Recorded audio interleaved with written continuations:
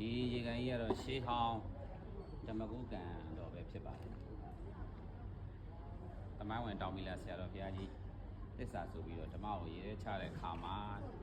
အဲ့ဒီဓမ္မကရေထဲကိုမြုပ်မသွားပါနဲ့။ကူးခတ်ပြီးသွားတာဖြစ်ပါတယ်။ဒါကြောင့်မလို့ဒီရေကန်တော်ကိုဓမ္မကုကန်လို့ခေါ်ဆိုတာဖြစ်ပါတယ်။ဦးဇင်းတို့စကိုင်းတောင်ရုံမှာရှိတာဖြစ်ပါတယ်။စကိုင်းတောင်ရုံကလွန်ရင်မနာမသင်္ချာကြော်ကြတဲ့သာသနာသမိုင်းတွေရှိပါတယ်။ဒီခုလည်းပဲတော်သူမြတ်တို့တက်ခိုရ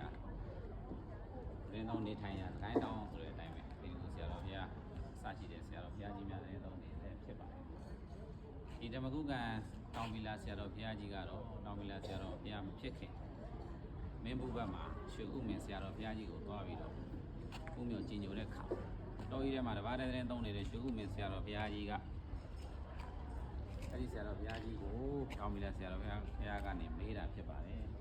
တော်ကြီးမြတ်မဲထဲမှာချင်းသေးသားရက်စားတဲ့တော်ရဲ့တိရစ္ဆာန်တွေကိုမကြောက်ဘူးလားတပါးတဲ့နေရာတာမကြောက်ဘူးလားလို့မေးတဲ့အခါမှာရှုံးမယ်ဆရာတော်ဘုရားကြီးပြန်ဖြေလိုက်တဲ့စကားလေးကတိတ်သမိုင်းဝင်သွားပါတယ်ကြောက်လွန်းလို့တပါးတဲ့နေတာကြောက်လွန်းလို့တပါးတဲ့နေတာကြောက်လွန်းလို့တပါးတဲ့နေတယ်ဆိုတဲ့စကားလေးပဲဖြစ်ပါတယ်ဒါကြောင့်မလို့လက်ရှိလည်းပဲဦးဇင်းတို့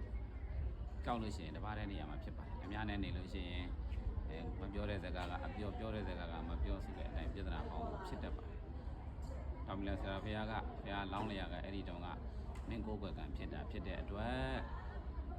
လက်လာပါပေါများတာဖြစ်ပါတယ်။ဒါကြောင့်မို့တောင်မီလာဆရာဘုရားကရှုံးမယ်ဆရာတော်ဘုရားကြီးစီကနေပြီးတော့ကြောင်လုံးလုံးတစ်ပါးတည်းနေတာဆိုတဲ့စကားကိုတန်ဝေကရပြီးတော့ဒီစကိုင်းတောင်ကို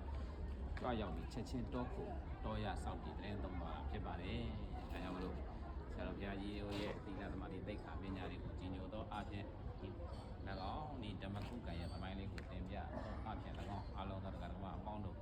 သင်ပြလိုက်ရဖြစ်ပါတယ်အားလုံးပဲကိုယ်စိတ်နှပြရှင်လန်းကကျမ်းမှချမ်းသာပြီးတော့ဘာသာကျုပ်ဒါနကျုပ်ကိုတည်ဖို့ဆောင်ရွက်နိုင်ကြပါစေဦးဇင်းတော်မိတ်ရှိလာဦးဝိစာလာဖြစ်ပါတယ်